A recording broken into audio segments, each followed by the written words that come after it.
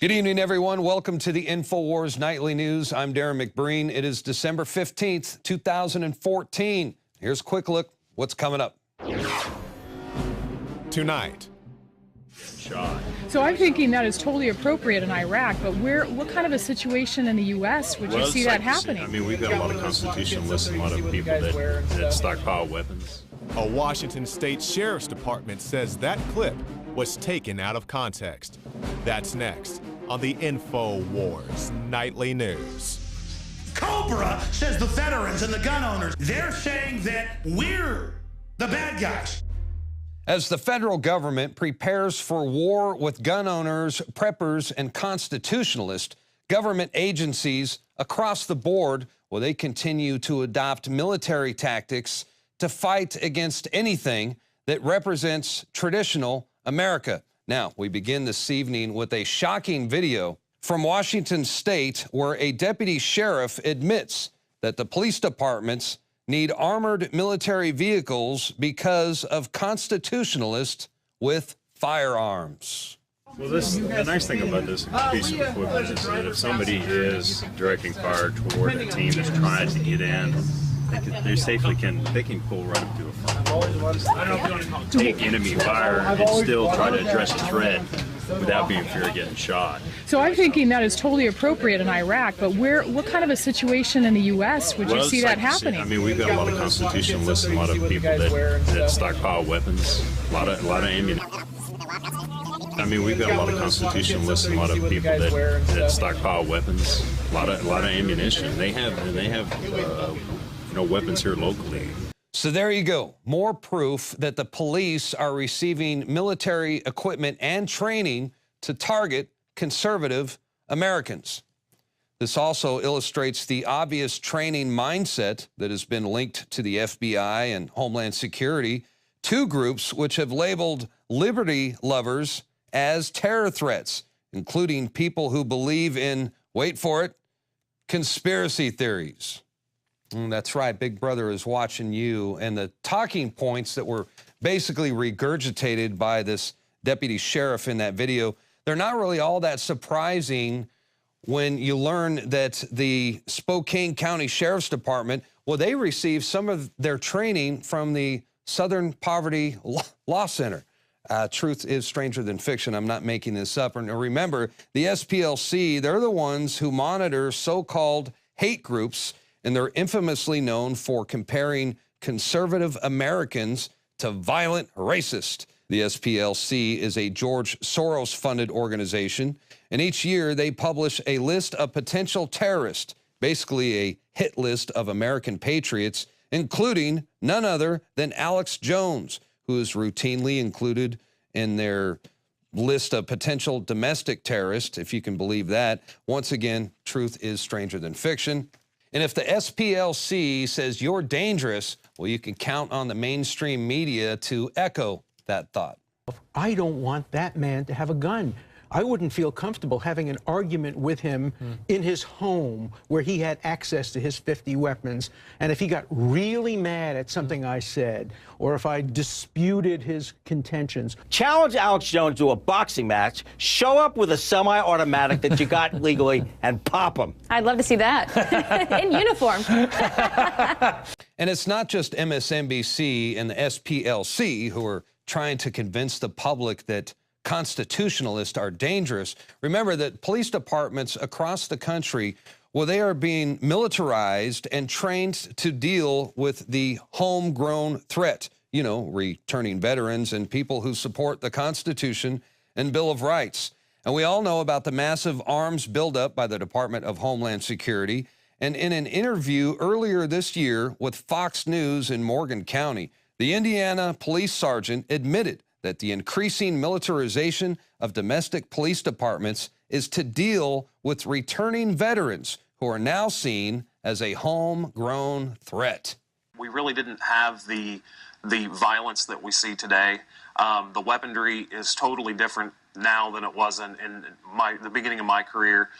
Plus, you have a lot of people that are coming out of the military that have the ability and the knowledge to build IEDs and to defeat law enforcement techniques. Morgan County Sheriff SWAT Commander Dan Downing says such a vehicle would have helped get deputies close the day they were fired at by a barricaded gunman in 2011.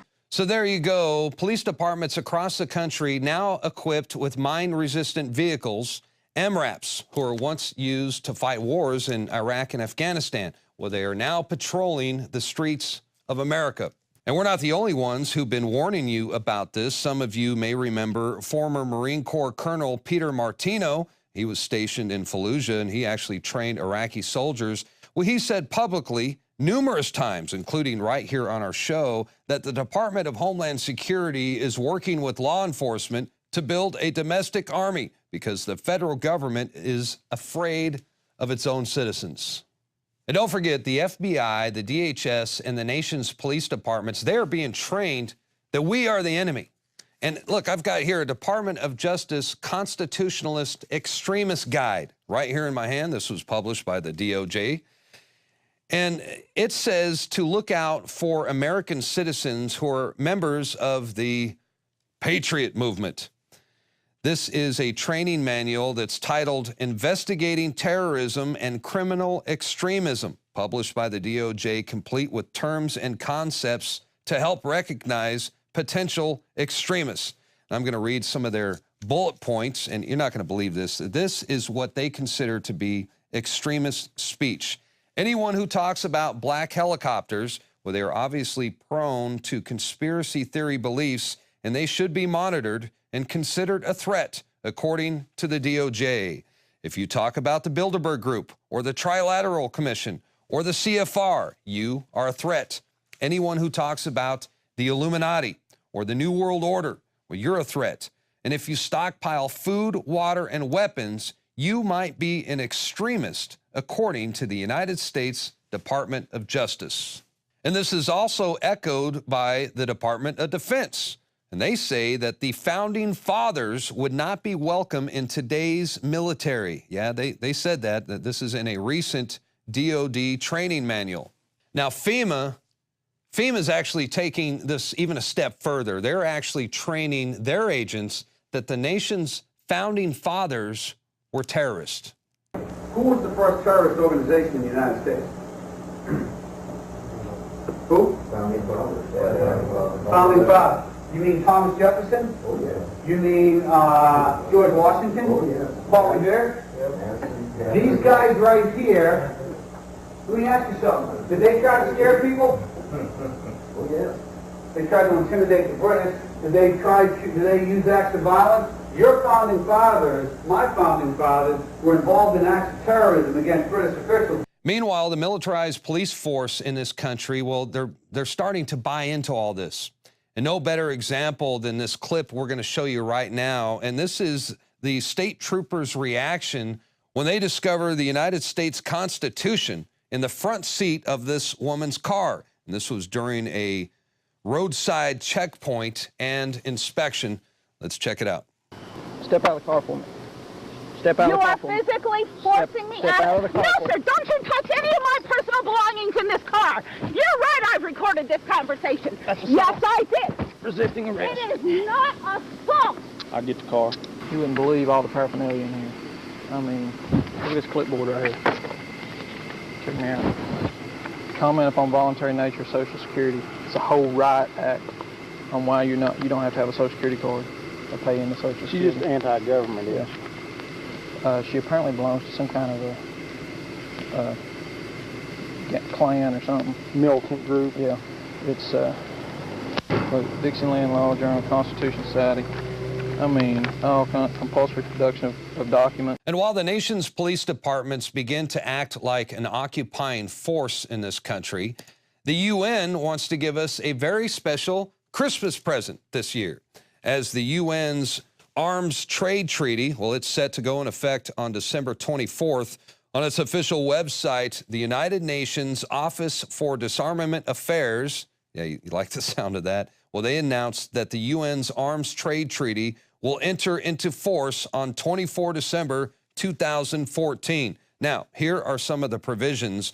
Article 2 says that the right to own, buy, sell, trade, or transfer all means of arms resistance, including handguns, will be denied to civilians. Yeah, I dare you to try that in Texas. Come and take it. Article 3 says that you can't have any ammo. And Article 4 says even components of weapons will be denied to civilians.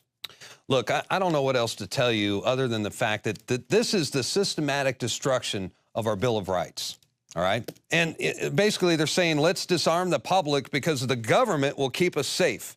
And a militarized police force, they will have all the guns, they will have all the ammo to help local and state authorities restore and maintain law and order. Yeah, you like the sound of that? Look, I got a news flash for you. In case you haven't heard, the Second Amendment wasn't put there for hunting and fishing or for sport. No, it was put there in case we need to fight against an oppressive government. And the last 6 or 7 genocides in the last century, well, they have all occurred in countries where they banned citizen ownership of guns. Coincidence? I think not. Hey, we're going to take a quick break right now. When we come back, we have a report from Jakari Jackson, and we'll have a report from Rob Dew and Joe Biggs, who immersed themselves in virtual reality. Yeah, that ought to be interesting. The InfoWars Nightly News will return right after this. Stick around.